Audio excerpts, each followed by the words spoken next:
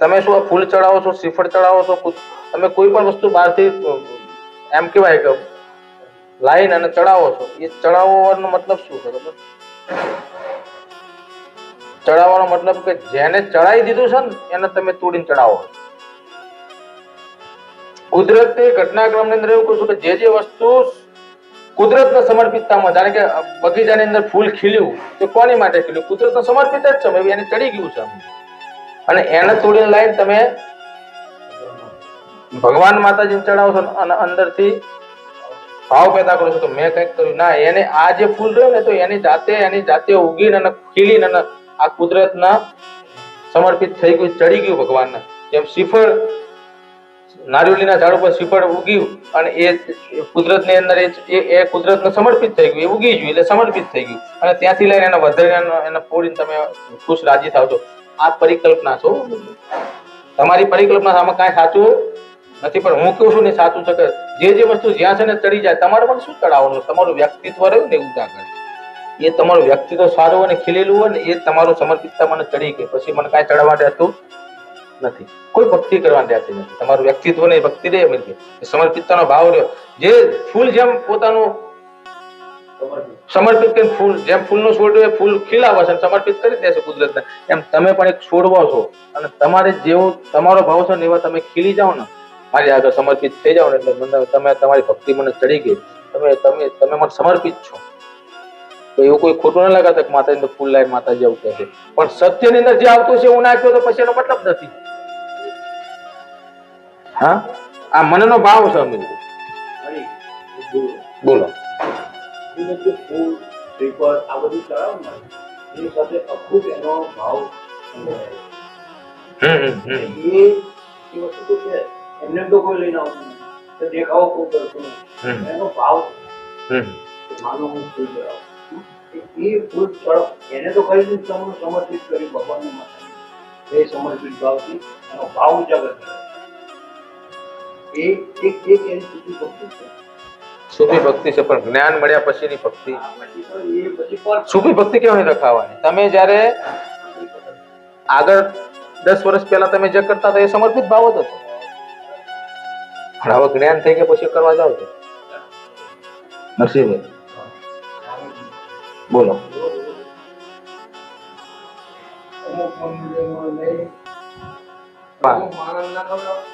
પણ એમના હા એની વ્યાખ્યા કરેલી છે મેં અમીરભાઈ કે પથ્થર આગળ 56 ભોગ ચડાવવાથી કોઈની ભૂખ મટી જતી નથી. મેં 1000 વાર કીધું કે ભગવાન ક્યાં પડ્યો છે? ભગવાન માણસની અંદર પડ્યો છે. તમે કોઈ પણ તમે ગુરુ જોડે જાઓ, તમે જ્ઞાન લેવા જાઓ કે ભાઈ અંદર ભીતર ઝાંખવાનો મતલબ કે ભીતર જે પડ્યો છે ને એને તું ઓળખતો. એક ભીતર ઝાંખ એટલે કોઈ એક જ વ્યક્તિના ભગવાન પડ્યો છે માનો છો? દરેક વ્યક્તિની અંદર પરમેશ્વર છે અને પરમેશ્વરને ઉજાગર કરવાનો, તમારી જાતને તમારે ખુદને ઓળખવાની છે. કોઈ ભૂખ્યો માણસ ત્યાં રોતો હોય, કકરતો હોય, ભૂખ લાગી હોય, તમે 56 ભોગ લઈને તમે મંદિરમાં જાઓ ને તો ભગવાન એમ કે હું એને રસ્તા મળ્યો એને મને ઓળખ્યો નહીં અને જાય છે ત્યાં કટડાવા. ધરેલા ને ધરવા જાય છે, ભૂખ્યા ને ધરવો ને એનો પ્રસાદ કહેવાય.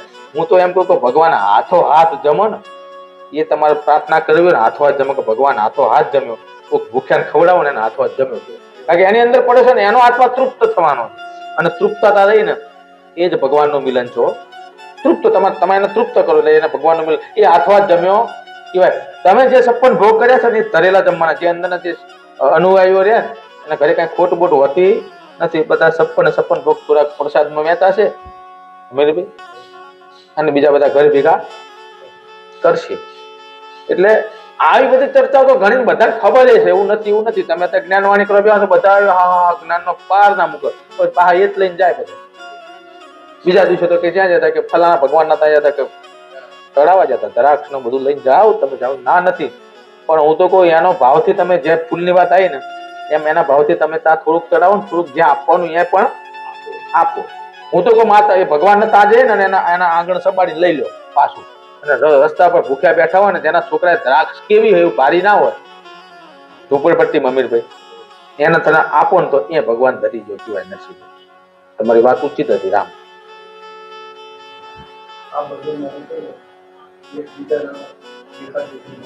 મોટા મંદિર આમ કર્યું તો એ પેપરમાં આવે તો એને બધું પેલો આવે આપણું જે કઈ ટીચર તો એનો સત્ય હોતું નહીં.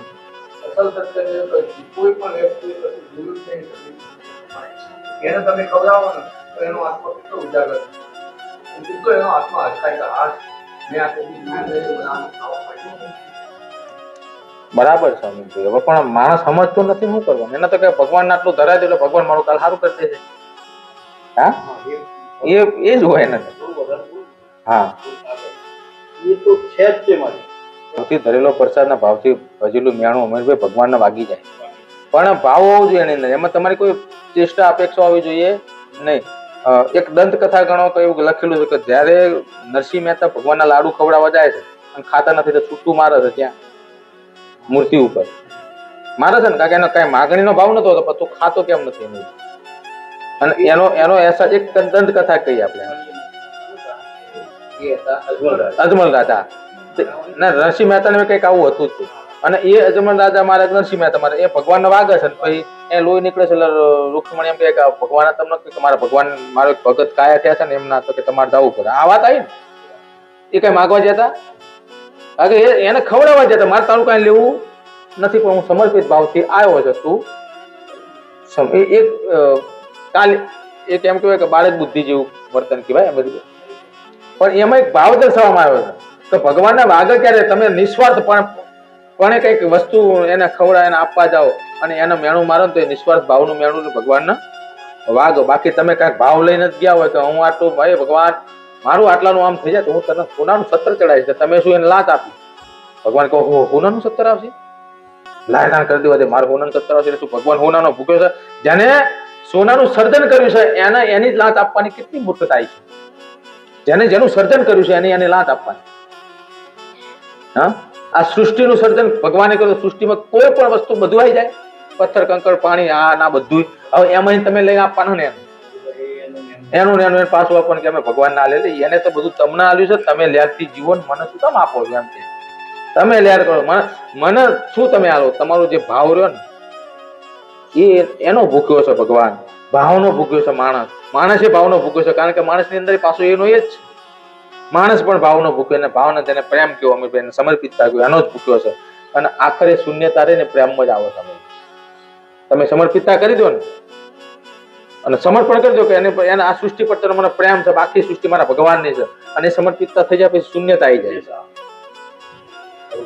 એટલે શૂન્યતા લાવો તમે. સૃષ્ટિના દરેક અણુ તમે પ્રેમ કરો. એવું નહીં કે કોઈ વ્યક્તિ વિશેષ નથી. એના તો પાછો ભ્રમ કહેવાય. વ્યક્તિ વિશેષની વાત નથી. મારી વાત બહુ ઊંડાઈથી લેવાની થાય, સર્વને લાગુ પડે. કોઈ વ્યક્તિ વિશેષ નો રહે એ તો શું હોય? મોહ હોય. મોહ ભંગ થઈ જાય એટલે પ્રેમ મટી જાય. તમને ખબર છે પ્રેમ તો અજર અમર છે. એ મોહની સાથે સંકળાયેલો નથી. એ સમર્પિતતા છે. એને જરૂર છે. તમે જેને પ્રેમ સમજો છો ને મોહ હોય. અમુક વસ્તુ પછી ખતમ થઈ જાય પછી સંબંધ તો અમુક જગ્યાએ તૂટી જાય છે કે હવે મને નથી ગમતું ને ગમે છે તો એ પ્રેમ હતો તો થયું શું? અમે પ્રેમ તો તૂટતો જ નથી. એ તો અજર અમર છે. એને વ્યવહારો સાથે કઈ લેવા દેવા નથી. સૃષ્ટિને પ્રેમ કરો. ભગવાને રચાયેલી આ અણુ એનો છે ને એ અણુ પ્રેમ કરો. એ પ્રેમ રહ્યો ને સમર્પિત પ્રેમ છે. એ પ્રેમની વ્યાખ્યા રહી ને એ લખાયેલી નથી. એટલે એનું હું વ્યાખ્યા કઈ રીતે આપી શકું? અને તમે જે સમજો છો ને એ બધો ભ્રમ છે. એ ગમે ત્યારે થઈ જાય ગમે ત્યારે તૂટી જાય. એને મોહ પ્રેમ કહેવાય. મોહ ને પ્રેમ સમજાય નહીં. મોહ એક ધારણા છે અને ગમે ત્યારે તૂટી જાય. અને પ્રેમ રહ્યો ને એ ભક્તિ છે. એ ક્યારેય તૂટતી નથી. એ સમર્પિત ભાવ છે. એને પ્રેમ કીધું છે રામ લઈને